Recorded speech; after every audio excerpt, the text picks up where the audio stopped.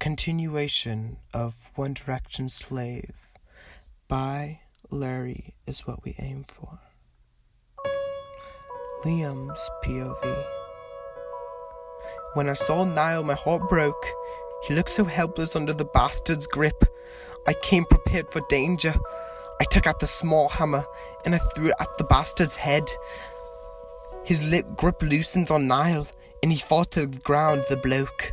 Niall falls forward and I go and catch him. Niall, it's okay. You're going to be alright, I say. Liam, is that you? He asks weakly. Yes, Nee, it's me. Don't worry, I called the lads at 911. They're coming. We need to get you to the hospital, I say. I brush my hand through his hair and try to calm him while I look for a car with enough petrol. Stay with me, Niall, please, I say. Come closer, he says weakly. I lean close to him and he kisses me softly. What am I doing? He's dating Zane. I can't like him again. I can't. The ambulance gets here and Niall passes out. I got into the ambulance with Niall as they were trying to get him unconscious again. Why did we let Niall leave? I made sure the hospital called the guys and Alice so they'd make sure at the hospital. Niall looked pale. The lad was pale. He was not looking good. The doctors looked over and got concerned. Is he going to be okay? I ask. Alice's POV.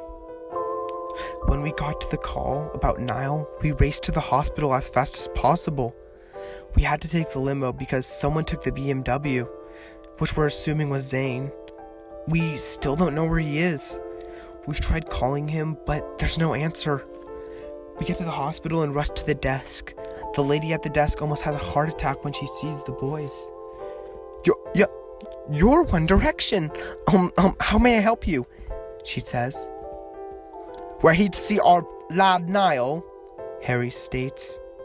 Yes, of course, Niall Horan. Room E15, go on past, she says. We knock on the door for room E15 and Liam lets us in.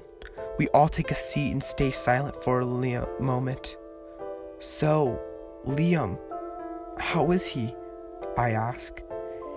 He's beaten up pretty bad. The doc says he got a concussion, but other than that, the lad's fine, Liam said with a sad smile. Do you know what Zane is? I thought he'd be the first one up here. Here's the thing about that, Louis states. We have no idea where he is. We went off looking for Niall an hour after you did, I say. Did you try calling him? Liam asks. Yeah, just go straight to voicemail, that bloke, Harry says. I'm sure he'll be here soon. How long will Niall be asleep? I ask. The doctor said he should be awake soon, but even when he does wake up, we can't overwhelm him. He needs the rest and recovery time, Liam says. Did you tell Simon? Harry asks. Yee, but we don't go back on tour for a couple of months and Niall should be recovered in a few days, so it's not a big deal, lad. I assure his mum that he's going to be fine and that she's happy to hear that. Very jolly, Liam says. Once again, guys, elephant in the room, I say and clear my throat. How did Niall get like this? Liam looks awkwardly in the other direction. I'm talking to you, I say, snapping my fingers at him. The lad was almost raped, but I came just in time. I recognized the man who tried to rape him, Liam says. Well, who is he? I ask. Harry's POV. Well, who is he? Alice asks. Poor Liam looks a mess, the lad. I wonder what's so hard for him to say. Who could it be? We know tons of people, but Alice doesn't know. No one. It was... Liam starts. Suddenly the door arms open and the nurse comes in. Hello, boys. Ma'am, I just came in to check on Niall, she says. Has he woken up yet? No, not yet, Liam says, the lad says. Well, that's completely normal. I'll be back to check on him in a bit, she says. The lady walks out in the door. Well, gee, thanks for coming and stating the obvious. Takes a real doctor degree to do that, I say. I know it's probably not the best time for jokes, but I'm trying to lighten the mood. Liam looks so at the lad, and Alice looks like she might have thrown up. Louis is asleep in the ball and chair. It looks real adorable. He's so cute. As you were saying, Liam, Alice says, It was your dad, Liam says bluntly. My dad? No way. He lives in New York, the lass says. I saw him with my own 2 eyes. I think he's in jail now. I knocked him unconscious with a hammer, my lad Liam says. He says it like a stranger. This is her dad. Liam's a very good person in these situations, but he's a mess and we'll go down now. Right now, we all go down. Oh my god. Alice cups her face around her mouth and steps out the hospital room. I see tears running down her face before she steps out. The door shuts quietly. Liam, you should have been more gentle about that, lass, I say. You weren't there, Harry. You didn't see Niall's face. You didn't hear Niall's screams. I hate that bloke. I wouldn't care if he was Jesus himself. He hurt my lad, so I hurt him, Liam said. The moment after he says that, I know for sure that Liam's broken. He loves Niall, but Niall loves Zane. I wish I could do something, see Liam that this is the one here holding hands and praying with him to be okay. Zane's nowhere to be found. I'm sorry, Liam. You're right, my lad. I'm sure I would have done the same exact thing any of us lads would have for Niall, but we know Niall would do the same for us. And when we assume Niall, we should be sure to find out Liam Payne.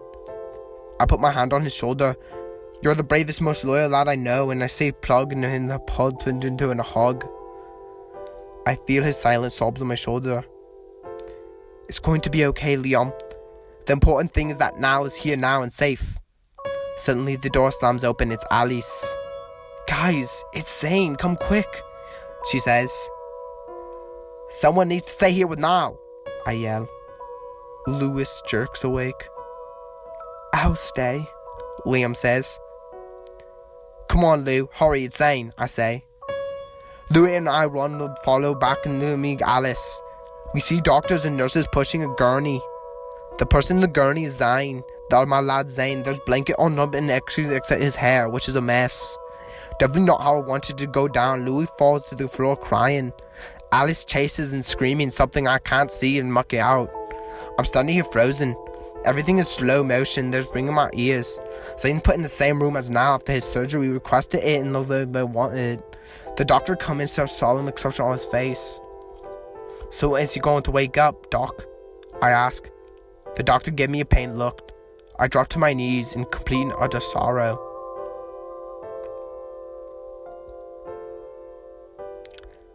Louis' POV. There's not one word to describe how I felt after the news from the doctor.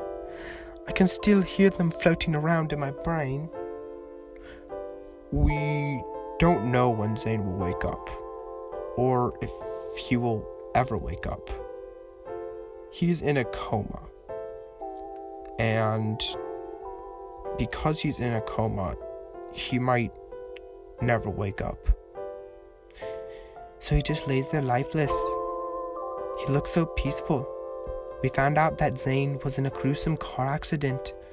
We hadn't even known our best mate was in our car for 13 minutes before someone called 911. We had to break the news to his mother. She sobbed. She sobbed on the phone. She can't afford to fly here and miss work so much. We have to update everybody. She will have to fly down if we have to unplug Zane. I notice Niall's eyelids slowly opening. No one wants to break the news to Niall, but we have to. Hey Niall, how you feeling? Harry asks. Better. My head just hurts, he says. Yeah, you have a concussion, mate, Liam says. So where's Zane? Niall asks weakly. We have a curtain between Niall and Zane, so Niall wouldn't be so startled. Here's the thing now, I start. No, don't tell me. He's not here. He just wouldn't not to come. Niall says. He's here, lad. Harry says. There was an accident, lad, I say. What kind of accident? Zane is okay, right? Niall asks.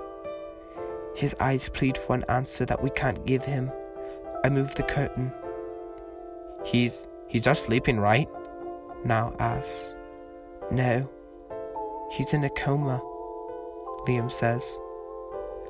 No, Niall yells. Stop lying, you guys, it's not funny. We wish we were lying, I say.